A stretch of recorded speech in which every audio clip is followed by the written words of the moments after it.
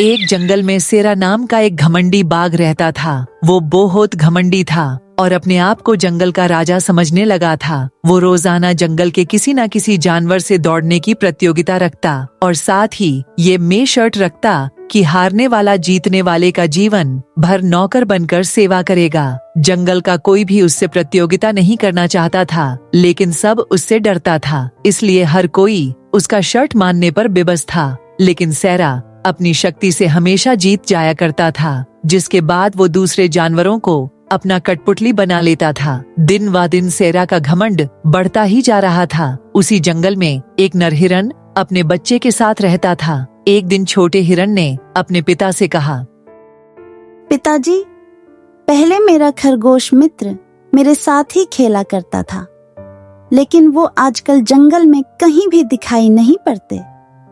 क्या आपने मेरे खरगोश मित्र को कहीं देखा है पिताजी? बेटा, उसको जंगल के खतरनाक बाघ ने शर्त में हराकर अपना नौकर बना लिया है। वे बिना उसकी मर्जी के कहीं नहीं जा सकते। पर पिताजी, तब तो हमें उनकी मदद करनी चाहिए ना। फिर दोस्तों की मदद करना तो हमारा कर्तव्य है। तुम बिल्कुल ठीक कह रहे हो बेटा। उस घमंडी सेरा का अहंकार बढ़ता ही जा रहा है। मुझे उसकी कैद में फंसे जानवरों को आजाद करना ही होगा। और फिर दूसरे ही दिन नर हिरन सेरा से प्रतियोगिता करने उसके पास पहुंचा। घमंडी बाघ, तुम्हें अपनी शक्ति का बड़ा घमंड है ना। आज मैं तुम्हें तुम्हारी ही शर्त में हरा कर दिखाऊंगा। लेकिन उससे पहले तुम्हें याद करवा दूं कि यदि तुम मुझसे हार गए तो आजीवन मेरा नौकर बनकर रहना होगा, और क्या पता मैं तुम्हें जिंदा चबा जाऊं। हाँ। नर हिरन निडर होकर बोला, हाँ, जो भी शर्त है मुझे मंजूर है, पर अगर मैं तुमसे जीत गया तो तुम्हें सारे जानवरों को अपनी दास्ता से मुक्त करना पड़ेगा।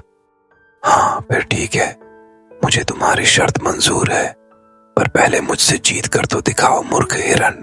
फिर दोनों दौड़ के लिए तैयार थे। हाथी ने अपनी सुअर से आवाज निकालकर प्रतियोगिता शुरू की। हिरन और बाघ दोनों ही पूरी तेजी के साथ दौड़ रहे थे। जंगल के सभी जानवर हिरन के जीतने की प्रार्थना कर रहे थे।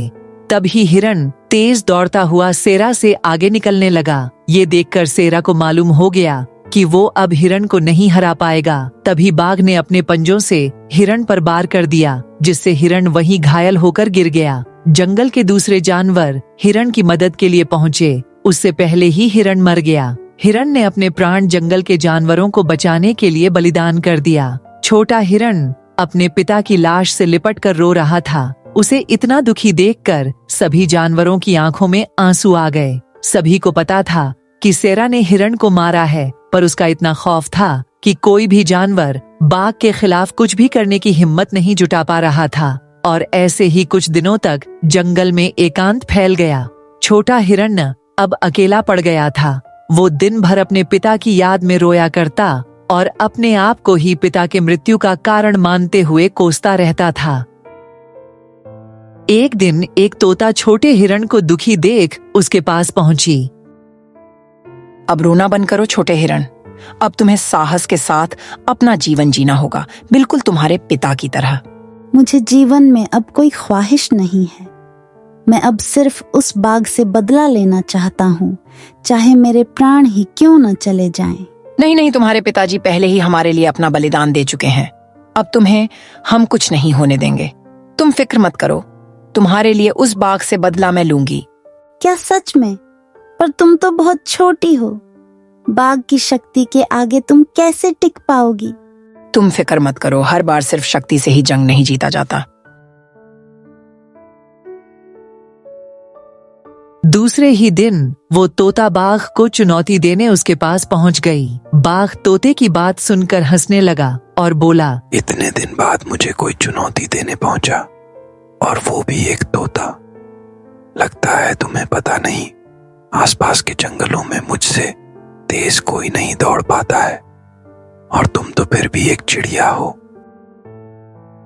बाघ दौड़ के लिए तैयार हो गया। आसपास खड़े सभी जानवर तोते को आश्चर्य से देखने लगे। तभी हाथी ने अपनी सूंड उठाई और आवाज निकालकर दौड़ शुरू की, और देखते ही तोता फुर करके उड़ गई और दौड़ के आखिरी छोर तक जा पहुंची। बाघ को इसका अंदाजा भी नहीं था कि तोता दौड़ जीत चुकी है। वो लगातार भाग रहा था और उसे ऐसा लग रहा था कि वो तोते को पीछे छोड़ चुका है। जब वो आखिरी छोर तक आया तब उसे मालूम हुआ कि तोता तो प्रतियोगिता जीत चुकी है।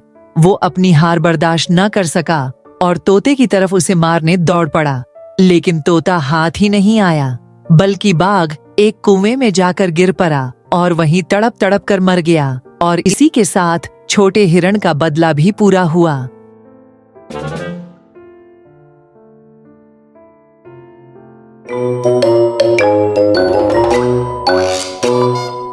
अगर आपको यह वीडियो पसंद आई हो तो हमारे चैनल पीपी टून्स को सब्सक्राइब कर लें और ऐसे ही मजेदार कहानियों की अपडेट्स पाने के लिए साथ ही में बेल आइकॉन दबाना मत भूलिए। धन्यवाद।